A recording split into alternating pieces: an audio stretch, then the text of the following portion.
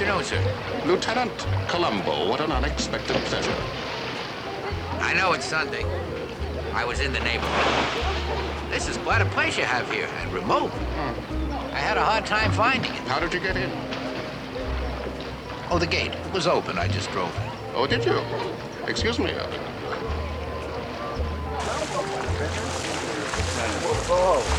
Buona bedroom, buona pillow. Your number is on. Ego Budike. I have to leave you for a moment. I'll see you a little later. Eli, would you care for a drink, Lieutenant? Thank you very much. But I could use one of those. Help yourself. Thank you very much.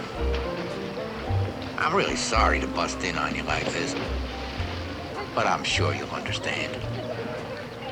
I'm just a policeman, and wherever the line takes me, that's where I have to go. I have the same problem myself from time to time. Thank you very much, Eli. Shall we move away from the madding crowd and talk in a little more peace and quiet? I think I explained my one little deception to you. As far as I can see, there's nothing else to tell. Not quite, sir. You still haven't told me where you were when Mr. Henderson was killed. Oh, I see what you're after now. Well, let me see if I can tell you. I returned to my office that evening. I wrote down and dictated the speech for defunct. You remember the one. You were there. You heard it. You can check with my secretary if you like. Her name's Ruth. Lieutenant, I think that I should warn you that I am not an unworldly man. I have powerful and important friends, even in the police department. I respectfully request that you do not harass me. Why, sir, I would never do that. I know, I understand your problem, but you must understand mine. It's a very bizarre situation.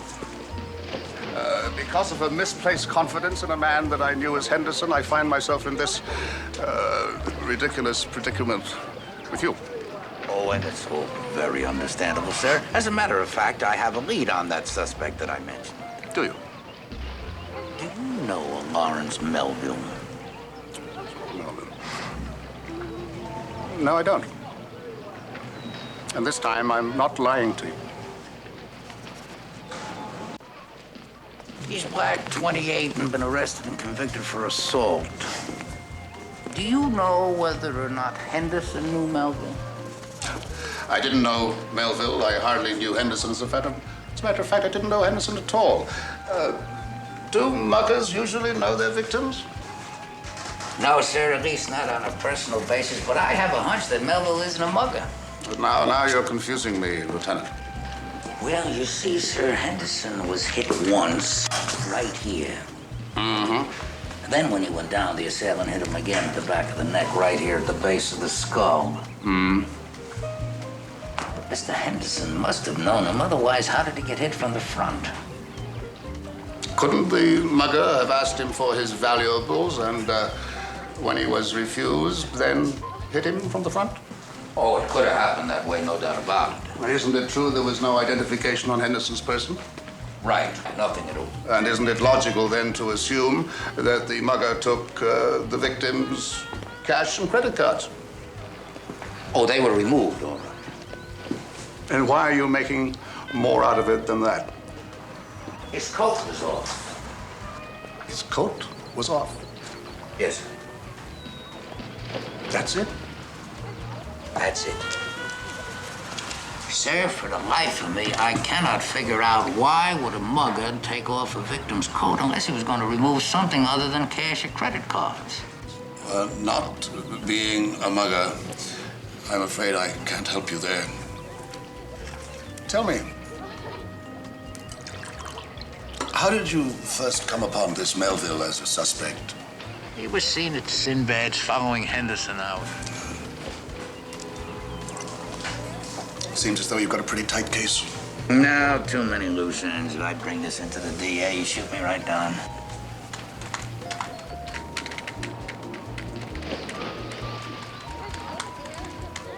I better run along, son.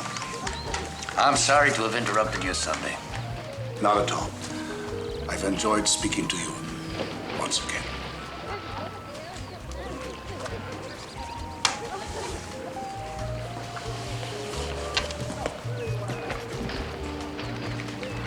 I'll see you to your car.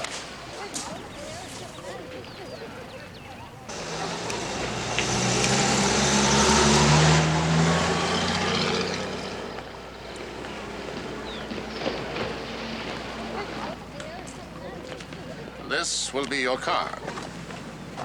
Yes, sir. There are only 3 like it in the country. Interesting model. Allow me. But just between us, sir. Mm-hmm. Somebody's following me. Now, who would be following a cop? Well, that's what I'm trying to figure out. Can't be the collection company the car's paid for.